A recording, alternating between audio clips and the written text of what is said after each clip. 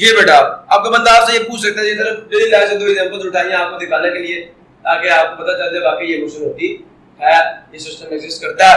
अब अगर आपने इस चीज को समझ लिया तो फिर अपनी जिंदगी में मौजूद बहुत सारे कॉम्प्लिकेटेड फिनोमेना को भी आप बेटा टैकल कर सकोगे। तो फर्स्ट ऑफ ऑल आज शुरू करते हैं, प्रूव करते हैं कि वाकई जो मोशन थी मास स्प्रिंग सिस्टम थी कि ये क्या सिंपल हार्मोनिक मोशन। तो to explain the motion of mass spring system is simple harmonic motion, यहां से आपने प्रूव शुरू कर देना, ठीक है। Consider the motion of a mass attached with a spring as shown in the figure. These are the words which you will have to write, you have to tell. शक्ल बनानी है जी। पहले आपका मास कहाँ पे था? मीन पोजीशन पे था। जब मास मीन पोजीशन पे होगा, आप मुझे ये बताएं स्प्रिंग की लेंथ में कोई चेंज आया? समझ आया नहीं यार?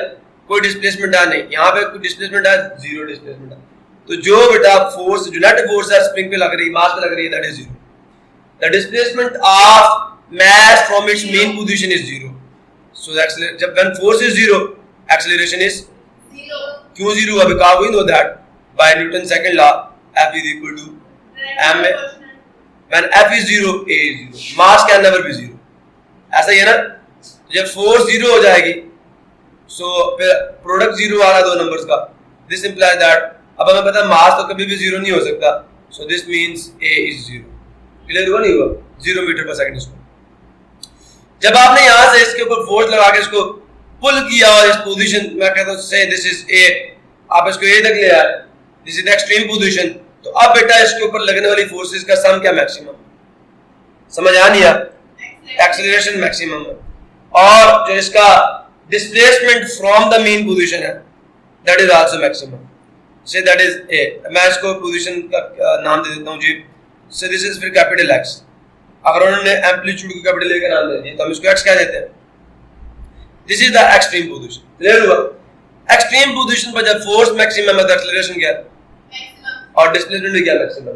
इसमें तो गौर करें, जैसे जैसे डिस्प्लेसमेंट बढ़ता जा रहा है, ये total, otherwise this is the displacement. अगर हम इसको ये कैपिटल X है, या हमें डिस्प्लेसमेंट को स्मॉल x से शो कर देते हैं, तो when the displacement is maximum, force is maximum. समझ आ? How we can say that acceleration is maximum. When the displacement is minimum or zero, acceleration is zero. यहाँ से आपने बॉडी को छोड़ा, इसने स्प्रिंग की रीस्टोरिंग फोर्स की वजह से स्प्रिंग ने इसको वापस पुश किया, सॉरी पुल किया, और ये उधर को मूव करता, इसने करना शुरू, इसकी वेलोसिटी बढ़ते बढ़ते बढ़ते बढ़ते इस मीन पोजीशन पे आके इसकी वेलोसिटी होगी मैक्सिमम, ठीक है। लेकिन अपनी इनर्शिया की वजह से ये मास यहाँ पे नहीं रुकेगा, आगे जाएगा। समझ आ रही है? और यहाँ दूसरी एक्सट्रीम पोजीशन में जाकर रुक जाएगा। क्लियर हुआ नहीं हुआ? एंड अगेन ये वापस आना शुरू होगा इस तरह की अपनी मोशन को। अब जैसे ये दूसरी एक्सट्रीम पोजीशन पे गया, फोर्सेस का सम फिर मैक्सिमम है, एक्सेलरेशन भी क्यों मैक्सिमम है? क्योंकि फोर्स मैक्सिमम है। और यहाँ पे भी बेटा जो मीन पोजीशन से डिस्प्लेसमेंट है वो भी क्या? मैक्सिमम है। क्लियर हुआ? यही चीज अब हम यहाँ देखते हैं, ये रिलैक्स्ड है नॉर्मल पोजीशन पे। समझ आया? अच्छा एक और बात बता दूं, यहाँ पे इस फिगर में थोड़ा सा एरर है, हम मीन पोजीशन जो है यहाँ नहीं बल्कि इसके सेंटर्स में मीन पोजीशन यहाँ पे, ये थोड़ा सा एरर था इसमें। अब यहाँ पे देखते हैं, यहाँ पे बेटा displacement from the mean position क्या? जीरो। इस पोजीशन को हम कहते हैं relaxed mode, equilibrium position of the mean position. आपने पुल किया, फोर्स लगाकर इसको यहाँ पे लाया, लाके छोड़ दिया, because of the restoring force of the spring, ये जो मास होगा दोबारा से पुल होगा टुवर्ड्स द मीन पोजीशन। लेकिन यहाँ पर पहुंचने के बाद भी ये नहीं रुकेगा because of its inertia. This is the extended mode, this is the compressed mode. यहाँ पे भी फोर्स मैक्सिमम है, यहाँ पे भी फोर्स मैक्सिमम है, यहाँ पे फोर्स मिनिमम। क्लियर हुआ? मतलब कोई लिंक बनेगा कि एक्सेलरेशन जो है उसका क्या लिंक है। देखो जब डिस्प्लेसमेंट जीरो था, एक्सेलरेशन जीरो था, डिस्प्लेसमेंट के बढ़ने से एक्सेलरेशन भी क्या हो गया? तो कौन सा रिलेशनशिप होना चाहिए? यस, हमने ये प्रूव करना है, तो हम प्रूव कर लेंगे कि ये मोशन जो है, साथ ये बताना पड़ेगा कि जो एक्सेलरेशन है उसकी डायरेक्शन हमेशा टुवर्ड्स द मीन पोजीशन हो। ठीक है, ये हमने प्रूव कर लिया। अच्छा ना एक और बात बताएं, जो इनिशियल पोजीशन थी स्प्रिंग की वो कौन सी थी? ये थी। और आपको याद होगा हम जो डिस्प्लेसमेंट मापते हैं वो from initial position towards the final position मापते हैं। तो जो आपका डिस्प्लेसमेंट होगा वो फ्रॉम हियर टू हियर होगा, जो कि नीचे आपने मापा होगा। बात समझ आई नहीं आई? लेकिन स्प्रिंग किधर को फोर्स लगा रहा है? अपोजिट।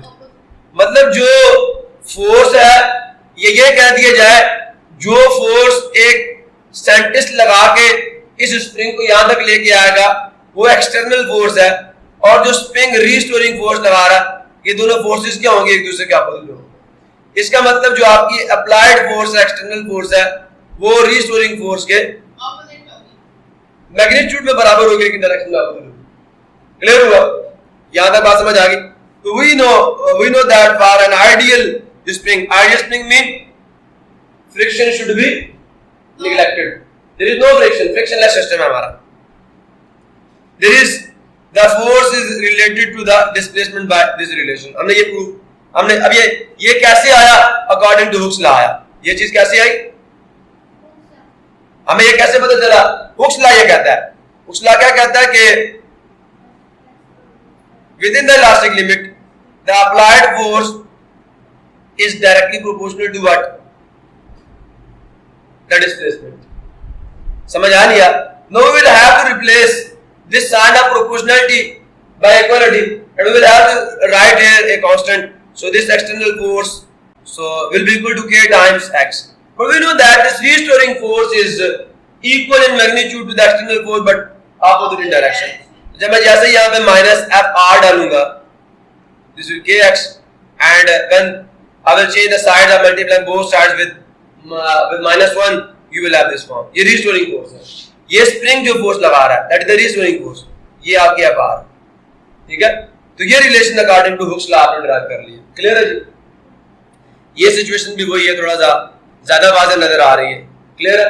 ये बेटा आपकी रिलैक्स पोजीशन है, ये आपकी एक्सटेंडेड पोजीशन है, ये कंप्रेस पोजीशन है. ये भी आपका मैक्सिमम डिस्प्लेसमेंट है, ये भी आपका मैक्सिमम डिस्प्लेसमेंट है. और जो फोर्स आपका स्प्रिंग इस मास पे लगा रहा है वो directly proportional to x according to Hooke's law. According to Hooke's law हमने इसको कन्वर्ट कर दिया f equal to -kx. Clear हुआ ये नहीं? अब ये proof it is clear from the above figures that if the spring is stretched और compressed by exerting an external force through a small displacement x from its mean position, spring exerts a force. अब देखो हमने spring को क्या किया, compress कर दिया या एक्सटेंड कर दिया एक फोर्स लगाकर, मतलब कि उसकी लेंथ में हमने इंक्रीमेंट लाया x, ठीक है, यूनिट्स का. स्प्रिंग क्या करेगा? फोर्स लगाएगा किसके ऊपर? मास के ऊपर, because of its restoring ability, that is because of its elasticity, and that force is called the restoring force. उसे पुल करेगा towards the mean position. So according to Hooke's law, that force that is exerted by the spring on the mass is directly proportional to the displacement. But अगर आप थोड़ा सा पीछे जाके check करें तो इस फोर्स की डायरेक्शन जो है वो अपोजिट टू द डिस्प्लेसमेंट. जो फोर्स, अगर मैं एक्सटर्नल फोर्स की बात करता फिर मैं कहता, जो मैंने पीछे लिखा कि F is directly proportional to what? X, because I am writing here the relationship between the external force and the extension. Both are in the same direction. So therefore I am not writing here the minus sign, but here the relationship between the extension and the restoring force is established. So therefore here is a minus. ठीक है? समझ आया? Displacement का mean toward the extreme है, और जो restoring force है वो स्प्रिंग किधर लगा रहा है? टुवर्ड्स द मीन पोजीशन लगा रहा है. They are opposite. I will insert a constant of proportionality here, and this is the, according to Hooke's law, the relationship between the force that is applied by the spring on the mass, and this is the displacement, and this is K is called the proportionality constant, and it is known as the spring constant. इसको किसका नाम देते हैं? ये बेटा यहाँ पे हमने इसको डिस्क्राइब कर दिया. This is the force applied by the spring.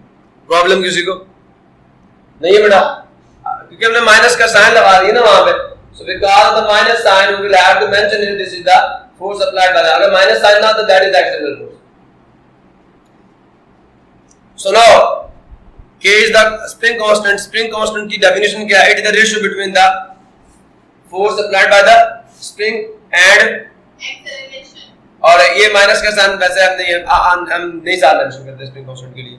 ये अगर आप कहते हैं मैं इसको डिफाइन करूं तो इसकी जो डेफिनेशन है कि हमारे पास वो ये है, फोर्स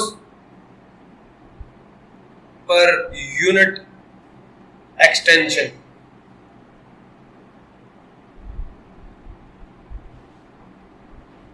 ऑफ स्प्रिंग. कि एक स्प्रिंग में अगर आपके पास ये एक स्प्रिंग है, अगर आप ये चाहते हैं कि आप इसकी लेंथ में 1 यूनिट का इंक्रीमेंट लें, अब वो यूनिट कितना हो सकता है? सेंटीमीटर हो सकता है, मीटर हो सकता है. वैसे तो लेंथ मीटर है, अगर आपने इसकी लेंथ में 1 यूनिट का इंक्रीमेंट लाना है, मतलब आपने इसकी लेंथ को चेंज करना है, here is the length, it is the change in length, ऐसा ही है ना। तो force that is required for producing an extension of 1 unit in the spring, that is called the spring force. It is the force, कौन सी force that is required to change the length of spring by 1 unit, that is called the spring. The force per unit extension is called force per unit extension of a spring is called what? Spring constant. Clear है जी? The force which is required, or we can अगर मैं इसको यहां लिख दूं, the force एक alternative है, the force which is required to produce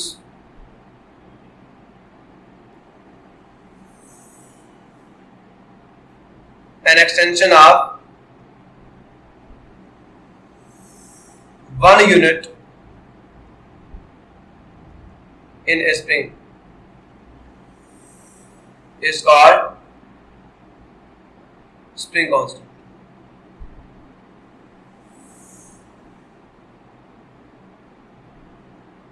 Clear है जी? So if you want to memorize this or this, ये आप पे डिपेंडेंट, जिसको भी ठीक है जी। और you can say it is the ratio between the applied force and the change in length of the spring. It is the ratio, ये क्या रेशियो है किसके दरम्यान में? applied force और extension in the length of the spring. But हमने ये तो सिर्फ इस इक्वेशन को हमने एक्सप्लेन किया, डिस्क्राइब किया, F क्या है, K क्या है, X क्या है, लेकिन बेटा बात और से सुनिएगा। अभी आपने ये तो कहा कि स्प्रिंग जो है वो फोर्स लगा रहा है किसके ऊपर? मैश के ऊपर, ऐसा ही है। और आपने इस फोर्स को लिख दिया, this force is F is equal to minus kx according to Usman. Clear हुआ? But you know that when a force is applied, अभी आपने मुझे न्यूटन सेकंड लॉ बताया कि जब भी किसी बॉडी पे फोर्स लगाई जाए तो बॉडी में क्या पैदा होता है? एक्सेलरेशन। समझ आया? मतलब वो फोर्स किसके बराबर होती है in terms of acceleration? That is equal to ma। ये फोर्स मैथ पे लग रही है ना, वैसे तो इसका मैग्नीट्यूड हुक्स लॉ सही आता है, लेकिन आपको जो न्यूटन सेकंड लॉ वो कहता है उसका मैग्नीट्यूड ही है। समझ आ रही है? न्यूटन सेकंड लॉ तो उसका मैग्नीट्यूड क्या आ रहा है? ये आ रहा है ना। क्लियर हुआ नहीं हुआ? So therefore we will write that this restoring force will produce an acceleration of 8 metre per second square in the mass m towards the mean position. So according to Hooke's law you will write the equation for the force is this. दो steps ही है, यही था। आपने क्या किया? हमने उसको extend किया और अकॉर्डिंग टू Hooke's law ये फोर्स मिल गई। अब आपने उसके बाद इसको डिस्क्राइब करने का फौरन कहना है अकॉर्डिंग टू न्यूटन लॉ यही फोर्स उस मास में एक्सेलरेशन पैदा करेगी ये, ठीक है ना। According to Newton second law of motion the force exerted by the spring on the mass m is this. इन दोनों को इक्वेट कर लो, इन दोनों को। तो a is the acceleration produced in the mass because of the restoring force exerted by the spring. अगर a acceleration है तो फिर according to Newton's second law ये आपके पास इक्वेशन आएगी। Now using equation number 1 and 2, this is 1, this is 2, दोनों forces हैं, दोनों फोर्सेस हैं। इसका मतलब आपका अगर आपकी ट्रांजिटिव प्रॉपर्टी यूज करवाऊं मैथमेटिक्स की, for all a and b and c which are reals, if a equals b and b equals c, दो इक्वेशंस की एक साइड a equals c, मतलब कोई सी दो इक्वेशन की अगर एक साइड इक्वल हो जाए तो दूसरी भी क्या होगी? So therefore you are writing here minus k या ma is equal to minus k। Clear हुआ? अब बेटा आपने m को उधर लेके डिनोमिनेटर में। अब आप मुझे ये बताओ, ये सारी की तरह ये स्प्रिंग कांस्टेंट था, इसकी वैल्यू कभी भी चेंज नहीं होती है। अगर स्प्रिंग आपका एक है ना, अब इसके लिए k की वैल्यू फिक्स होगी। k क्या होगा? जैसे किसी बॉडी का मास फिक्स होता है, चेंज नहीं होता। ये दोनों चीजें क्या कांस्टेंट है। अब अगर मैंने पीछे देखे हमने कहा था f is directly proportional to minus x, याद है? तो हमने यहाँ पे कांस्टेंट लगा के इक्वलिटी बनाई थी, यही किया था ना। अब मैं कांस्टेंट को रिमूव करूं वापस प्रोपोर्शनलिटी आ जाएगी। तो similarly I am removing we are removing from here k by m, that is the constant, that is the, जैसे कांस्टेंट रिमूव करेंगे दोबारा से प्रोपोर्शनलिटी आ जाएगी। ये चीज जो हम प्रूव करना चाह रहे थे। अब ये इक्वेशन जो है इसका वर्ड्स में क्या मतलब है? देखें हमने ये लिखा था F is directly proportional to X।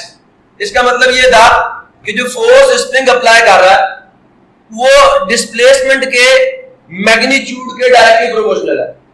Displacement का मैग्नीट्यूड जितना ज्यादा होगा उतना ही फोर्स ज्यादा होगी, लेकिन जो डायरेक्शन ऑफ फोर्स होगी वो डिस्प्लेसमेंट की डायरेक्शन के अपोजिट होगी। नेगेटिव साइन, ये negative sign specifies the direction,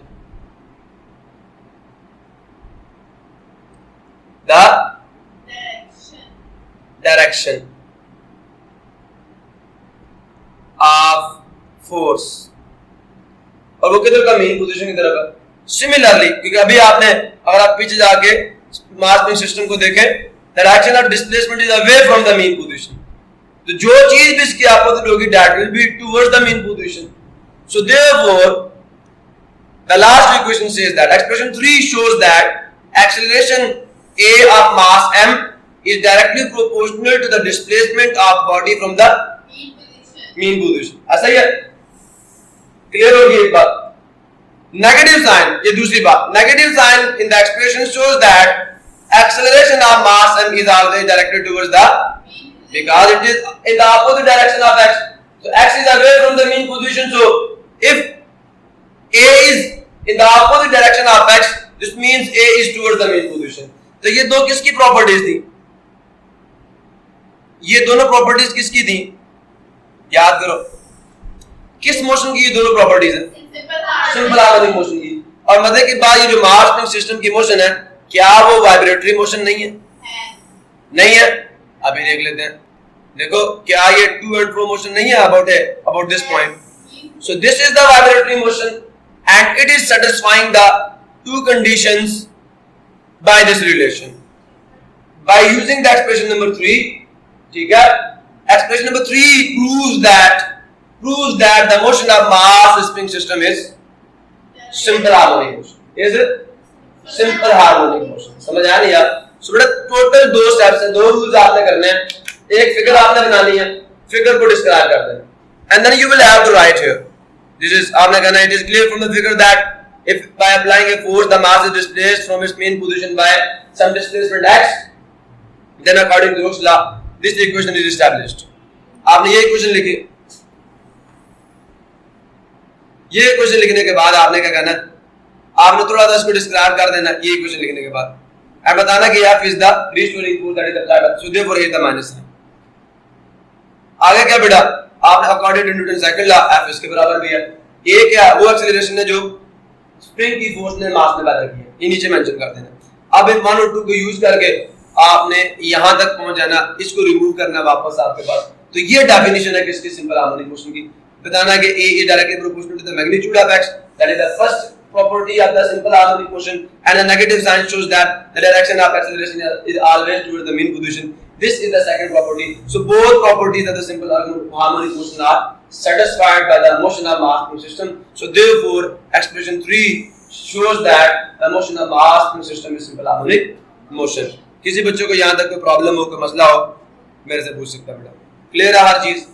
सो बेटा इसी के साथ आज का हमारा जो फिजिक्स का लेक्चर है बेटा हम उसको खत्म करते हैं। किसी बच्चे को कोई क्वेश्चन पूछना पूछ लो, कोई सवाल बताओ किसी चीज में। दो स्टेप्स है ना, कितने स्टेप, फिगर बनानी है। फर्स्ट ऑफ ऑल करना अकॉर्डिंग टू रोल्स लॉ, ये इक्वेशन है, थोड़ा सा डिस्क्राइब करके।